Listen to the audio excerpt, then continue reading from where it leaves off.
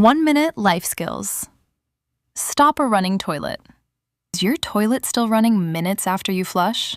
Here's a simple fix that could save water and lower your water bill.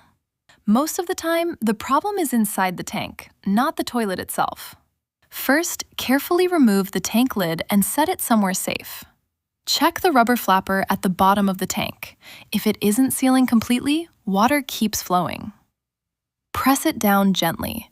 If the running stops, the flapper may just need to be cleaned or replaced. Next, check the chain. If it's too tight or tangled, it can keep the flapper from closing properly. Leave just a little slack so it can close all the way. If it's still running, make sure the water level isn't too high and the fill valve is shutting off correctly. A running toilet can waste hundreds of gallons of water over time. Knowing this simple fix can save water, money, and a service call. Follow @OneMinSkills for more practical life skills.